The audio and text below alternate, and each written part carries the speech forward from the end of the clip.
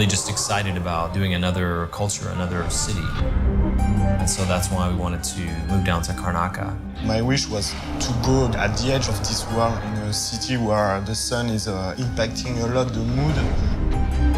And it was allowing us to create some weird atmosphere and to twist things.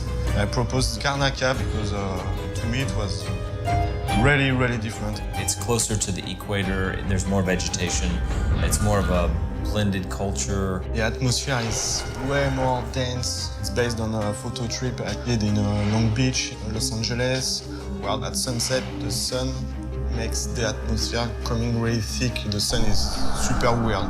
As we talk about the dances, the foods, the songs, the different weather, how wealthy people would go take in the sun on the beach to sort of cure their maladies. One of the things we also talked about was the demographic of where the various people came from. It's really important to build the history of a city. So we've started 2 centuries before the action takes place. In my imagination, there were natives on this island. And then I imagined a wave of settlers from Morley, which is an island that we never visited in Dishonored. These are this tall, blonde guy. They are bulky. They started a small village with the natives. We decided to bring some people from Bristol, from Dunwall. They split the island in 2, making a huge canal. It was making a direct link to Dunwall. That means people from different countries working together, fighting together. It was a nice setup for the story of the game. So we were done with the shape, the land mass around the city. It was time to bring this industrial flavor that everyone was in love with in Dishonored 1. I was pushing to have something really unique. So that's why we had this giant peak. What if we have wind that goes through this giant peak and have shaped a wind corridor? My first idea was to set up silver quarries there.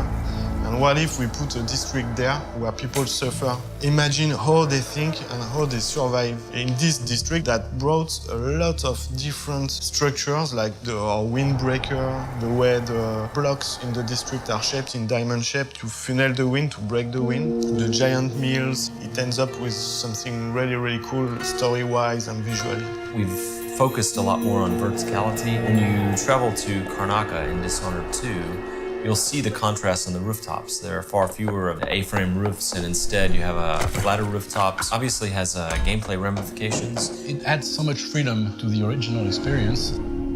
Now you can access the roof with Blink, with balconies, or you can take the stairs, or you can climb on the light poles. The fact that you have more space to play in, I think it's a good thing. One thing that I like to think about Dishonored 2 and Dishonored in general is that some people have labeled it as a stealth game, an action game, but I think it's even more than that. It has some element of an exploration game. It's not only about the fighting, it's not only about the sneaking, it's also about like discovering the space, slowly getting your bearings, orienting yourself in the city, understanding how it works, how the people there live, how they react to different factions. The fact that there are neutral factions also allows the player to explore without fearing to be attacked, which is a good thing because the artist has done such great objects, totally typical to Dishonored. At Arkane, we focus a lot on the really small details in the world. You can sneak, enter apartment and review what's there. For example, the typewriter that everyone is loving. People really love when it's functional, and now if you press spacebar, you hear the sound, you see it moving. We design each object so they can be built in real life. I really think that returning fans and new players will be blown away by the richness of this new city and this world 15 years later.